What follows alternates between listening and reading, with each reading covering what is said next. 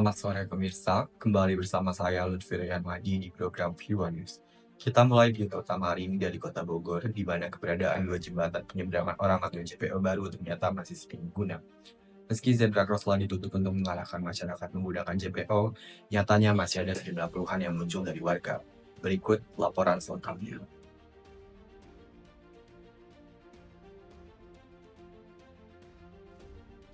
Dinas Perhubungan Kota Bogor mengakui adanya penyesuaian setelah penutupan zebra cross di kawasan Jambu 2 dan Masjid Raya Bogor. Dua JPO yang dibangun dengan desain modern ini masih belum banyak digunakan masyarakat. Salah satu alasannya adalah tingkat kemiringan JPO yang dinilai terlalu curam dan licin sehingga membuat warga merasa kurang nyaman. Saya sih sebenarnya lebih milih nyebrang yang pencet tombol. Ibu Lianti, warga sekitar, mengungkapkan bahwa sejak pembangunan JPO, ia baru menggunakan fasilitas ini sebanyak 3 kali. Sebelumnya, ia lebih memilih menyeberang menggunakan zebra cross. Kini dengan zebra cross yang telah dihapus, warga dipaksa beralih ke JPO. Saya lebih milih stop gitu dibandingin lewat sini karena takut banget. Menurutnya, tangga JPO terasa curam dan licin, membuatnya merasa takut apalagi dalam kondisi sedang hamil dan membawa balita. Licin banget beneran deh. Ibu Lianti juga sempat mengalami insiden kecil di mana dirinya hampir terpeleset saat menggunakan JPO dan anaknya nyaris terjatuh. Sementara itu, Budianto selaku tim pelaksana proyek JPO menjelaskan bahwa upaya perbaikan sudah dilakukan, seperti menambahkan lapisan anti-slip untuk mengurangi risiko licin. Kemarin kendalanya kan kebanyakan komplainnya katanya lantainya masih licin untuk JPO-nya gitu ya. Oke, sekarang diperbaiki ya Bapak? Ya, sekarang lagi diperbaiki supaya kalau ada hujan biar kita itu nggak kepleset gitu lah, nggak licin gitu.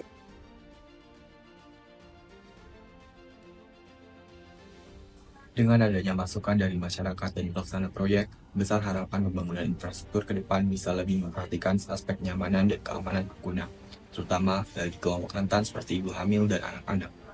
Kita nantikan langkah nyata dari pemerintah daerah untuk merespon keluhan ini.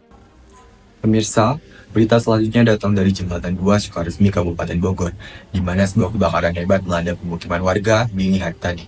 Untuk menggali lebih dalam kronologi kejadian, berikut hasil wawancara yang kami peroleh bersama korban di lokasi. Kebakaran diketahui mulai terjadi sekitar pukul 1:30 dini hari saat sebagian besar warga masih terlelap. Warga yang menyadari adanya kebakaran segera keluar rumah dan berupaya membantu proses pemadaman api dengan alat seadanya.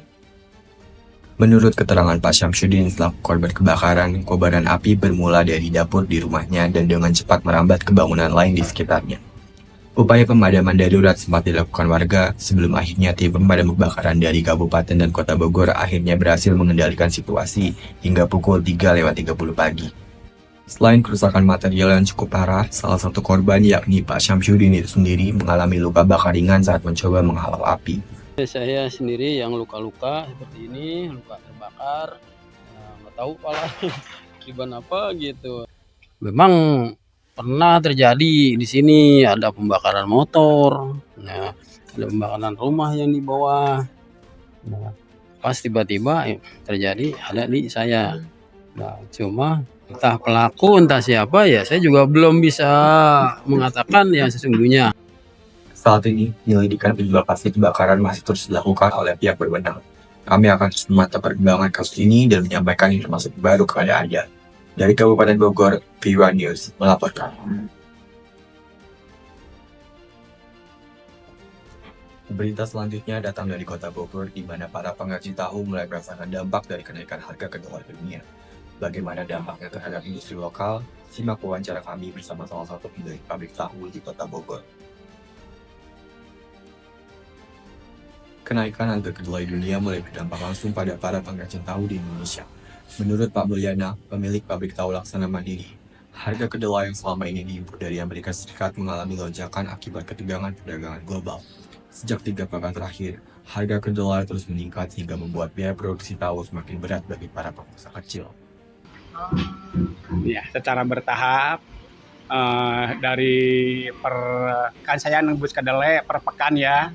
setiap nebus kedelai itu naik per kilogram Rp50, nyampe sekarang udah 4 kali naik, 4 pekan, berarti udah Rp250 per kilogram naiknya. Dalam keterangannya, Mulyana menyebutkan bahwa harga kedelai naik sekitar Rp50 per kilogram setiap kali transaksi. Hingga kini, akumulasi kenaikan mencapai Rp250 per kilogram. Kondisi ini memaksa para pengrajin melakukan penyesuaian harga jual produk mereka.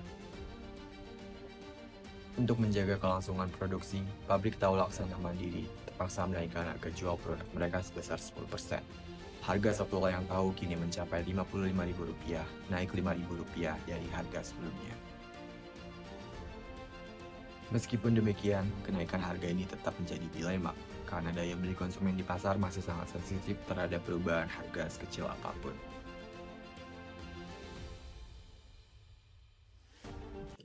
Demikian laporan utama kami hari ini. Tetap bersama kami di V1 News untuk informasi aktual lainnya. Saya Lutfi Rahman pamit undur diri. Selamat sore dan sampai jumpa.